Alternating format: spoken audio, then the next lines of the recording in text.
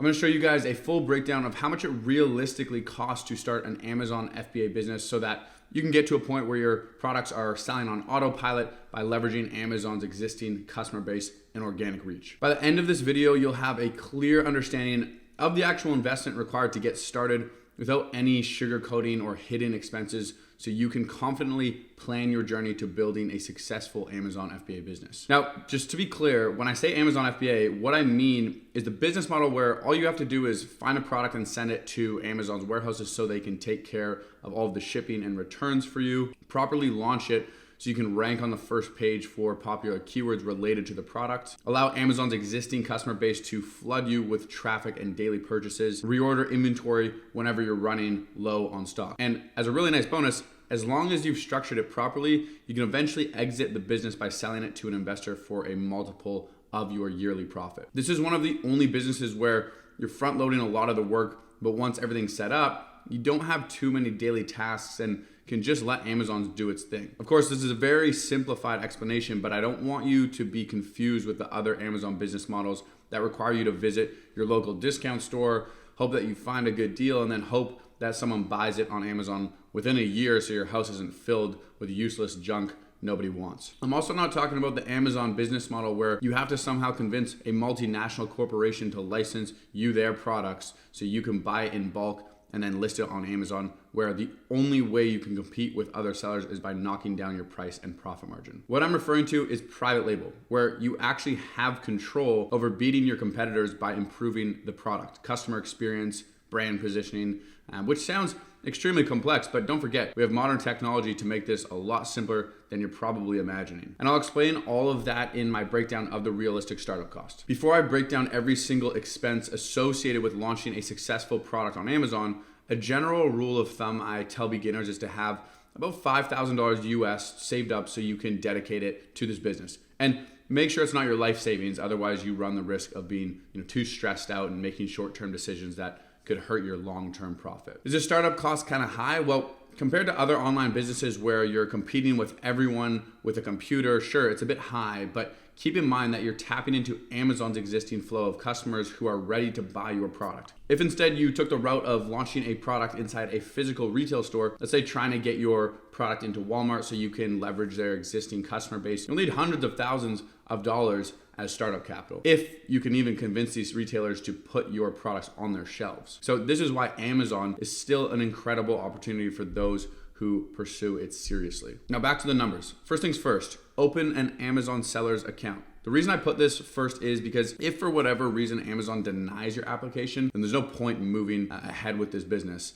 But the good news is this rarely happens. I would say 99.9% of people are going to get approved as long as they don't have a bad history with Amazon and all their information matches up on Amazon as they sign up. Also, this is free if you sign up with an individual seller's account. But keep in mind, before you send your first product shipment to an Amazon warehouse, you'll need to upgrade to a professional seller account, which costs $40 a month. Okay, now that you're approved, how much does it cost to do product research? Luckily, this is the most affordable part of the business if you take care of it yourself, because all you have to pay for is really the subscription fee of either Jungle Scout or Helium 10.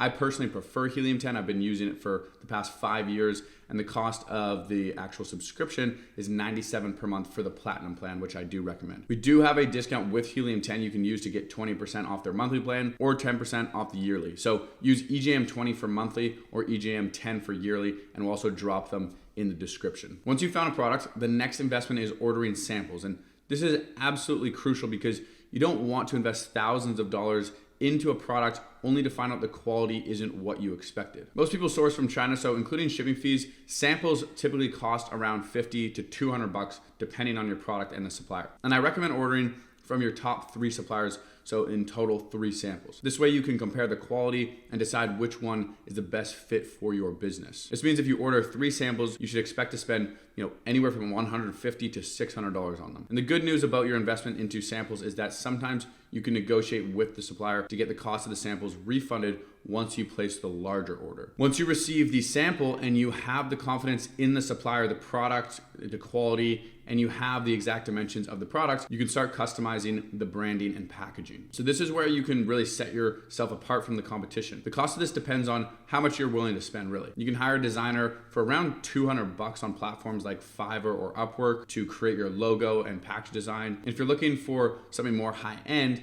it might cost you upwards of $1,000. Or you can literally do it for free with artificial intelligence just using ChatGPT. And for packaging itself, the price will depend on whether you're using custom packaging or just adding your logo to standard packaging.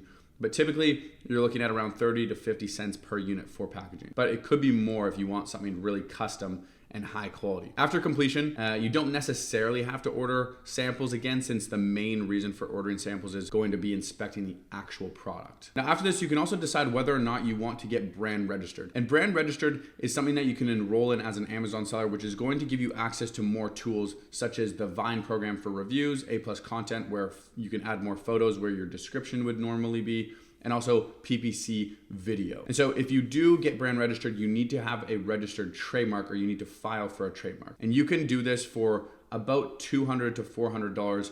Again, you can hire someone on Fiverr to file this for you. That's the fee you'll pay, and then you can apply for brand registry. I would personally suggest it because Amazon is more competitive than it was a few years back, and brand registry will increase your overall conversions. So I would suggest doing that. Okay, so let's talk about the cost of actually manufacturing your products and getting your initial inventory. So this is where things get a bit more expensive, but don't worry, I'll break it down for you. So I would suggest starting with at least 300 to 500 units of a product so you do not risk running out of stock. You also don't want to sell anything below a $25 to $30 sales price. So when combining the 300 to 500 units and at least $25 to $30 sales price, you're looking at around $8 per unit. So your minimum cost would be around $2,500. The next thing that I recommend paying for is an inspection agency in the country your supplier is in. So their job is to verify that the large order you just placed matches the quality you're expecting, so before it leaves the supplier's country. That way you have an extra layer of protection from wasting not only your money, but the time it would take to dispute the product quality difference, ship it back to them, and wait for the next shipment to arrive, or starting this process all over again with a different supplier. And this will cost you about $150. Now finally, we're at shipping. As an overview, there are two types of shipping. You have sea freight being the slowest, most economical, and then you have air freight being the fastest, but most expensive. I would honestly never really suggest air shipping because it'll be way too costly and it'll just destroy your margins. And there's also a couple of different ways you can handle shipping. You either have DDP, which is through your supplier, or you can hire a freight forwarder. And I would suggest hiring a freight forwarder just because they're usually going to charge less than your supplier would. And I'll drop the personal freight forwarder that we use in the description as well, so you can use them and get a bit of a discount. Now regarding the cost, this fluctuates weekly, but the typical cost will range from $1 to $1.50 per kilogram. And when you send your first shipment of inventory to an Amazon warehouse, make sure you've already finished the process of taking product photography and also graphics that you plan on using in your listing. And it's important to hire a photographer for this task, and specifically an Amazon product photographer, as Amazon has certain specifications that need to be met. So any random photographer wouldn't even be aware of this. And you can choose to have real photos or 3D renders. So you can hire someone on Fiverr or Upwork for both of these. And 3D renders are easier because you can just have your supplier send a picture of your product, and then the artist will create 3D renders. Otherwise, your supplier will have to ship a physical and finalized version of your product to your photographer's warehouse.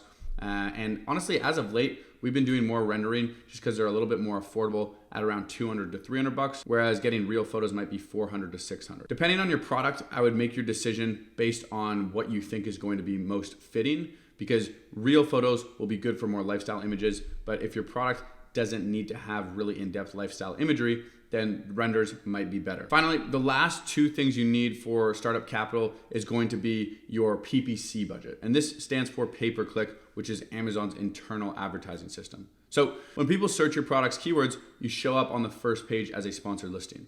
And for most people, I'd suggest budgeting no less than $1,000 your first month, but the more aggressive you can be, the better.